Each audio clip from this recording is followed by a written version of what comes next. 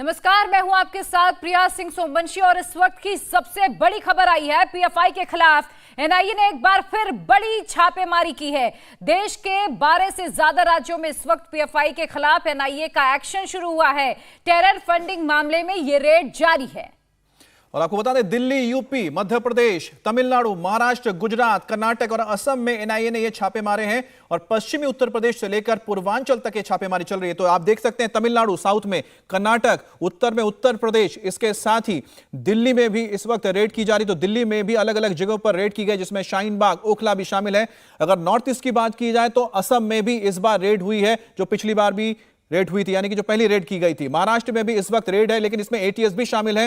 मध्य प्रदेश में भी इस बार रेड डाली गई है। तो कर्नाटक, तमिलनाडु, महाराष्ट्र, मध्य प्रदेश, दिल्ली, उत्तर प्रदेश, इसके अलावा असम, ये वो सारे राज्य हैं जहां पर इस वक्त रेड की जा रही है। और जो पहली रेड की गई थी कुछ दिन पहले, 22 तारीख के करीब जब रेड डाली गई थी, उस दौरान आपको बता दें कई अहम चीजें हाथ लगी थी, अहम सबूत हाथ लगे थे, जिसमें सबसे महत्वपूर्ण था फंडिंग। जी हां, 150 से 200 करोड़ रुपए का फंडिंग, वो भी कैश ट्रांजैक्शन, जो अपने आप में बहुत बड़े सवाल खड़े करता है।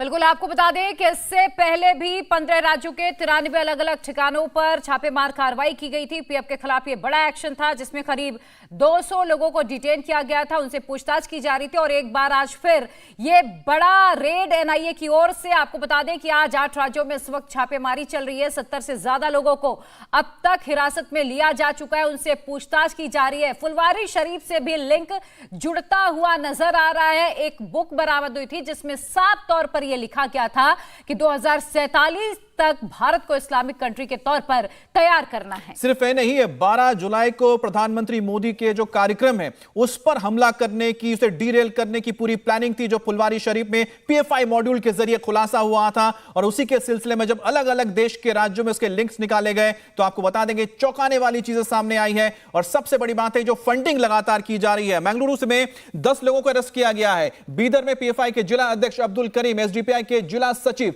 शेख मकसूद को भी कस्टडी में लिया गया है। और बागलकोट में पीएफआई के 6 लोग इस वक्त हिरासत में हैं। बिल्कुल, इसके अलावा विजयपुरा में पीएफआई के जिला सचिव को अरेस्ट कर लिया गया। इसी तरह कुलबर्गी में पीएफआई लीडर मजहर हुसैन को भी अरेस्ट किया गया है। साथ ही रायचूर में पीएफआई नेताओं के घर पर छापे पड़े हैं। कर्नाटक के बाद महाराष्ट्र में पीएफआई के खिलाफ जबरदस्त एक्शन हुआ। महाराष्ट्र के करीब आधे दर्जन ऐसे जिले हैं जहां पर इस वक्त एनआईए का छापा पड़ रहा है। इसमें मालेगांव, नासिक, संभाजीनगर, सोलापुर, परभड़ी और जालना जिलों में पीएफआई के खिलाफ रेड इस वक्त जारी है। मालेगांव पुलिस ने पीएफआई के मालेगांव प्रमुख मौलाना इरफान नदवी और एक कार्यकर्ता इकबाल को गिरफ्तार किया है। वहीं ठाणे क्राइम ब्रांच ने पीएफआई के मामले में 4 लोगों को गिरफ्तार किया है। पुणे और मुंबई से भी पीएफआई मेंबर्स को अरेस्ट किया गया है। ये सभी छापे 22 सितंबर की रेड के बाद मिली जानकारी के आधार पर हो रहे हैं। बताया यह भी जा रहा है कि रात से ही एनआईए और एटीएस की टीम अलग अलग ठिकानों पर छापे मारी और इस बार रेड में लोकल पुलिस को भी शामिल किया गया था। हालांकि इससे पहले जो 22 सितंबर को रेड की गई थी उसमें लोकल पुलिस शामिल नहीं थी।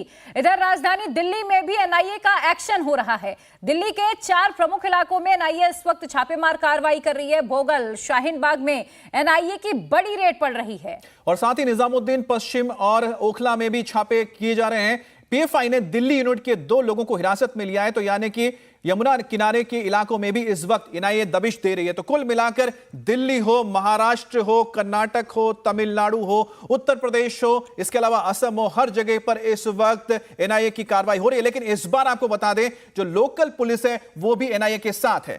बिल्कुल, और दिल्ली के शाहीन बाग में हमारी संवाददाता श्रुतिका वहां पर पहुंची, जिस जगह एनआईए इस वक्त छापा मारी। आपको एक रिपोर्ट दिखाते हैं ग्राउंड जीरो की। पीएफआई के ठिकानों पर अब दूसरे राउंड की रेड पड़नी शुरू हो गई है। देर रात के बाद से ही एनआईए ने लोकल पुलिस के साथ मिलके दिल्ली में भी कई इलाकों में रेड की है। देश भर में अलग अलग ठिकानों पर रेड हो रही है। ऐसे में हम इस वक्त मौजूद हैं शाहीन बाग के पीएफआई के दफ्तर के बाहर, जो कि ग्राउंड फ्लोर पे पड़ता है, लेकिन इसको 22 सितंबर को सील कर दिया गया था। हालांकि यहाँ इस वक्त कोई भी ऑफिशियल मौजूद नहीं है, लेकिन दिल्ली के कई अलग अलग इलाकों में रेड चल रही है। ये वो दफ्तर है जहां पर पीएफआई का पूरा संचालन यहां से होता रहा है। साथ ही जो अलग अलग ठिकाने हैं, जैसे कि north east Delhi, Rohini, Nizamuddin, outer Delhi, Jamia में भी कई जगहों पर रेड की गई है लोकल पुलिस के द्वारा। अभी भी इस ऑफिस पर ये सील लगी हुई है जो कि 22 सितंबर को लगाई गई थी। हालांकि रात के वक्त यहां पर कोई मौजूद नहीं होता। ऐसे में अगर सोर्सेस की माने तो यहां पर भी आकर पुलिस अंदर देख सकती है कि क्या क्या कागजात और डॉक्यूमेंट्स यहां पर मौजूद हैं जिनसे कि क्लू लिए जाएं, क्योंकि जब 100 से ज्यादा गिरफ्तारी लोगों की देश के अलग अलग हिस्सों से हुई है, ऐसे में अब जब उनसे बातचीत की गई है एनआईए की टीम के द्वारा, तब ये पता चल रहा है कि क्या क्या चीजें हैं जिन पर अब आगे ये पूरी जांच जानी है। ऐसे में ये सेकंड राउंड की जो ये रेड है, ये आगे की दिशा तय करने वाली है कि पीएफआई का आगे क्या होना है, क्योंकि इसके ऊपर बैन की तलवार लगातार लटक रही है। और ऐसे में हम यहाँ जो पाते हैं कि अलग अलग ठिकाने उनके सील्ड हैं, और ये जो शाहीन बाग में उनका दफ्तर है ये भी अब पूरी तरीके से सील्ड है। इसके सामने जरूर यहाँ पर एक ऑफिस चलता है जहां यहाँ कपड़ों का काम होता है, यहाँ पर लोग आते हैं, लेकिन उनका भी यही कहना है कि 22 सितंबर के बाद से ये ऑफिस बिल्कुल बंद पड़ा है। इंडिया टीवी हर वक्त हर जगह डाउनलोड करने के लिए सर्च करें India TV news Google play store या ऐप स्टोर पर।